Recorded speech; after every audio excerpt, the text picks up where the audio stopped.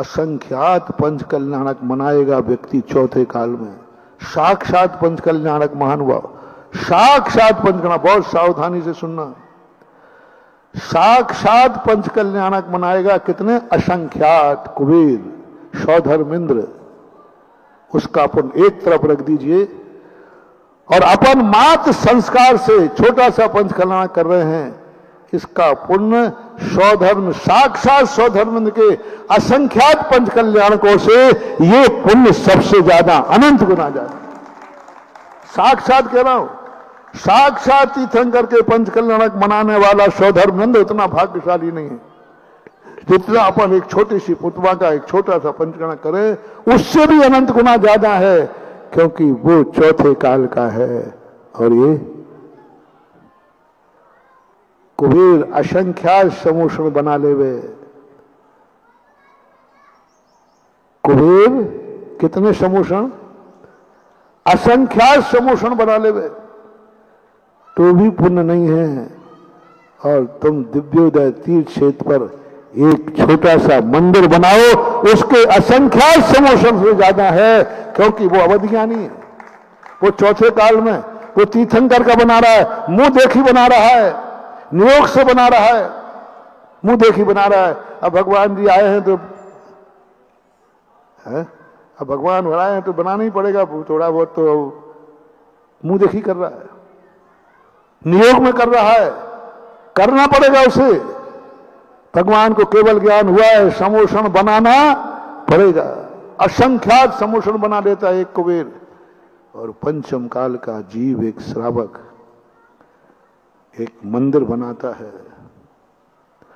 एक चौबीसी का मंदिर बनाता है, एक छोटा सा मंदिर बनाने का भाव करता है।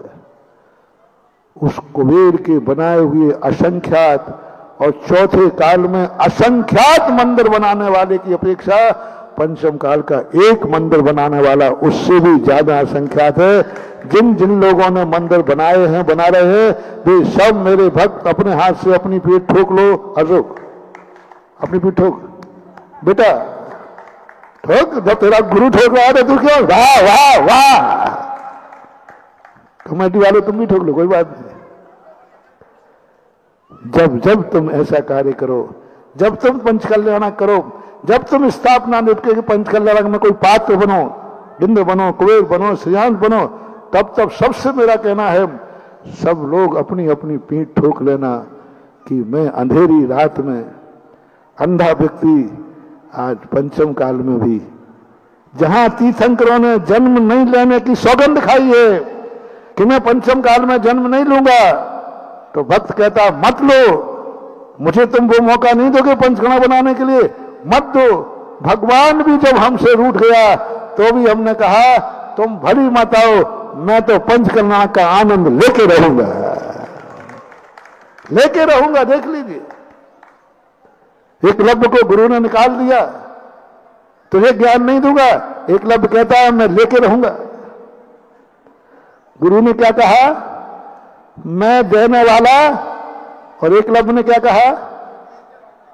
प्रकृति ने कहा तू पंचम काल का है, भगवान ने कहा मैं एक भी कल्याणक मनाने तेरे पास नहीं आऊंगा, तुझे एक भी पंच कल्याण कराने का मौका नहीं मिलेगा। किसकी घोषणा है ये? भगवान की। भगवान से भगवान भक्त से पंगा मोत मन लो, तुम्हारी जिद्द और हमारी जिद्द में बहुत अंतर है। अच्छा अभी बताओ बेटा, भैया बाप जिद्दी हो और बेटा जिद्दी हो, अंत में कौन जीतता है? बाप जिद्दी हो और बेटा जिद्दी हो, माता बाप बताओ ना।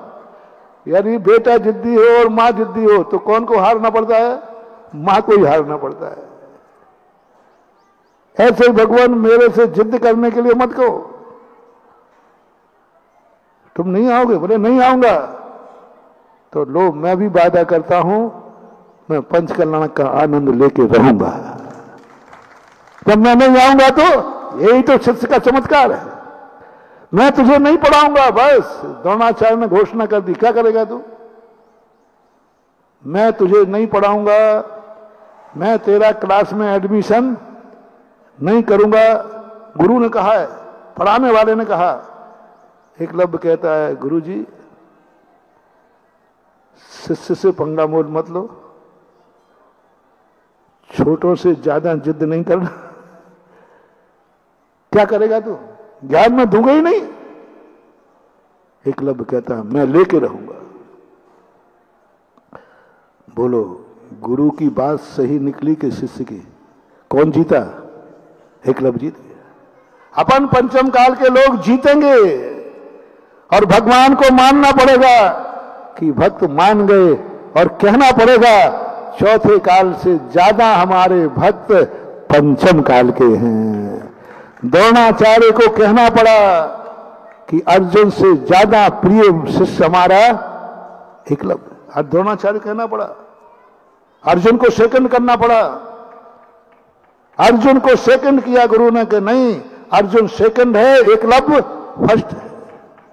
और भगवान को अपन को कहना पड़ेगा चौथे काल के भक्त सेकंड हैं और पंचम काल के भक्त फर्स्ट है, क्योंकि इन्होंने पंचम काल में मंदिर बनाना भाग्य है, चौथे काल में समोषण बनाना भी भाग्यवान नहीं, और पंचम काल में पाषाण का मंदिर बनाना भी अवभाग। उछल ले दो आनंद। पंच कल्याणक में यही लेना, शव में और व्रत में भी यही लेना। व्रत में भी यही लेना, छोटा सा व्रत लिया, सब लोग। चतुर्थ काल में लोग समोषण में प्रवचन सुनते थे। वे इतने भाग्यशाली नहीं है, क्योंकि वहां स्पष्ट देखा भगवान बैठे हैं, केवल ज्ञानी बैठे हैं, देवता आए हैं। कभी कभी भीड़ को देख के भी माल खरीद लेते हो कि इस दुकान में तो भीड़ ज्यादा है। अरे सौधर्मिंद बैठा है वहां, तो इसका हाथ दुकान सही है। कई दुकानदार क्या कहते हैं, बड़ा आदमी जहां से माल ले जाए तो फोकट में दे देंगे। अरे भाई, ये वो है, यहां राष्ट्रपति का माल जाता है, यहां वो है जहां सौधर्मिंद बैठा है, चक्रवर्ती बैठा है। इसलिए चलो अपन भी प्रवचन सुनते हैं। वो कोई प्रशंसनीय नहीं है। सुनो रे श्रोताओ, पंचम काल में उपदेश देने वाला केवल ज्ञानी नहीं है, अवध ज्ञानी नहीं है, कोई देवता नहीं है, कोई चक्रवर्ती नहीं, समोषण नहीं है। उसके बावजूद भी तुम्हें प्रवचन सुनने का भाव आ रहा है।